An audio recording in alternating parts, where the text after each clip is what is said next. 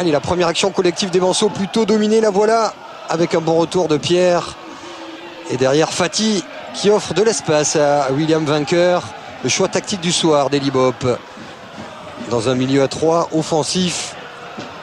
D'un bloc nantais très très haut dans ce début de match. Ouais, puis on écarte bien le ballon. On alterne côté gauche, côté droit. Beaucoup de variété dans le jeu nantais pour l'instant. Un petit peu de maladresse dans le dernier geste. Mais tactiquement, pour l'instant, c'est plutôt parfait. Gervinho, un petit peu d'espace enfin pour l'Ivoirien. Mais bon retour, comme souvent, de Darocha. Vainqueur, il y a Abdoun côté droit qui a pris l'espace. Abdoun qui est parti dans le dos de la défense mancelle. Abdoun dans la surface face au gardien du Mans. Ça passe au-dessus. La première occasion vient conclure 15 minutes quasiment complètement nantaises par le jeu, par le regroupement au milieu de terrain et par les espaces qui se créent. Ouais, là, c'est un très très bon ballon de Vainqueur pour Abdoun qui était parti dans le dos de Bourse. Malheureusement pour les Nantais, il ne s'applique pas suffisamment. Il a levé la tête, mais il y a un mauvais rebond au moment où il veut frapper du plat du pied. 27 minutes et le Mans qui n'a pas eu la moindre occasion dans cette partie. 3 buts déjà pour Coutader, leader de jeu, leader technique, homme de coup franc. Peut-être l'occasion là d'aller jauger l'aptitude d'Alonso ce soir. C'est enroulé, ça passe tout près de la lucarne. Et Coutader a failli une nouvelle fois être décisif à la baguette sur ses coups de pied arrêtés qu'il maîtrise de mieux en mieux. Ça passe quand même pas très très loin de la lucarne d'Alonso. C'était un ballon bien travaillé, bien frappé, qui retombe suffisamment, mais il est juste à l'extérieur. Est-ce que ça sauve les Nantais? Le ballon jusqu'à Yohan Pelé. Oh là, quelle mauvaise relance. Oh là là là. Il faut un jeu direct avec Djordjevic. Abdoun qui choisit la passe pour Djordjevic. Le voilà, le but nantais. Non, ça passe à côté avec le ballon qui a été touché, me semble-t-il, par le gardien Manceau, qui, on va dire, se rattrape d'une énorme bévue de relance, peut-être un petit peu perturbé par les nombreuses rumeurs de transfert le concernant, mais en tout cas bien maladroit sur ce coup-là. Ouais, j'ai trouvé beaucoup de désinvolture alors que là ce ballon piqué le Djordjevic, trop croisé, qui passe hors cadre.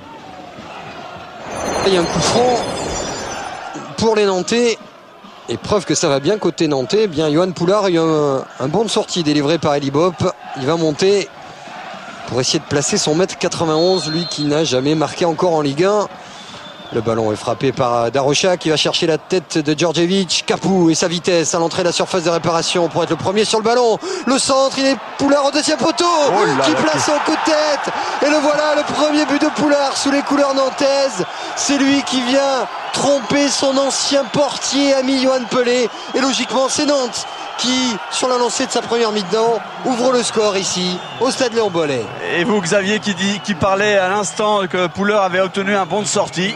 Eh bien voilà, il vient justifier sa montée à travers cette bonne tête piquée, croisée, qui bat Yohan Pelé et qui permet aux Nantais d'ouvrir le score tout à fait normalement, logiquement.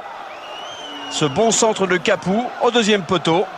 Cette bonne impulsion de Poulard qui passe au-dessus de Bourse et qui croise sa tête.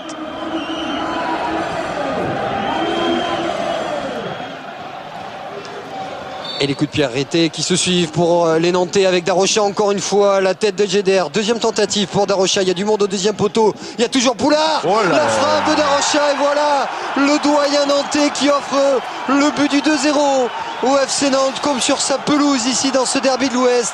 Ça fait 2-0. Ah, il a joué au métier sur ce coup-là. Darocha parce qu'il a vu qu'il y a beaucoup de monde devant la cage. Oui, en réalité, il cherche pas vraiment à frapper au but, il cherche à centrer très très fort devant le but. Là où les Manceaux refusent d'intervenir, ne veulent pas prendre le risque. Alors, est-ce qu'il la touche Djordjevic ou pas? Non, personne ne la touche. La fin du pied. C'est incroyable quand même qu'on n'intervienne pas, que les défenseurs soient aussi passifs. 14 saisons pour cet homme-là, 365 matchs de Ligue 1 et son 45e but. C'est ce soir, elle est belle cette joie. Ça fait 2-0 pour Nantes. Coutader pour Cerdan le gaucher, le mur va respecter la distance sur ce coup-là. La passe la voilà, la frappe de Cerdan, elle est contrée par Darocha. Oui. Et le ballon sorti par Fatih, pas pour longtemps parce qu'il y a Maïga dans la surface. Attention, bon coup de tête de Maïga au deuxième poteau. Il y a Thorsten Lennstedt, il y a la frappe d'Astigarribia, le Paraguayen, l'arrêt terrible d'Alonso, la réduction de Maïga. Et non, c'est sur le petit filet. Quelle occasion! Mancel ou comment Le Mans rate presque l'immanquable. Allez, coup à l'heure pour redonner encore cet espoir. Il y a une révolte, Mancel, dominé tout au long de la rencontre, mais toujours pas de but. Allez, on bolait, cafouillage avec Lama qui va peut-être la récupérer dans la surface. Allez, il y a un énorme contre à jouer pour les Nantais. C'est un 4 contre 2. Il y a Darocha, peut-être pour le doubler, ce serait historique, peut-être dans sa carrière. La remise pour Capou, Capou pour Abdoun, Abdoun dans la surface. Ils sont 4 en retrait dans cette frappe. À côté, il avait tout son temps. Aurélien Capou qui s'en veut le nez dans le gazon. C'était la balle du 3-0. Mais ça prouve que jusqu'au bout, les Nantais d'Eli Bob seront joueurs. Ballon récupéré par l'international croate qui pivote. Il va essayer de frapper pied gauche. Oh, il avait été altruiste sur ce coup-là. Ivan Klasnic. Sans trouver preneur, c'est terminé. Après s'être imposé au Havre, à Monaco, avoir fini l'arène, Moulek, Eli Bob et les Nantais se relancent complètement dans ce championnat du maintien et double leur adversaire du soir.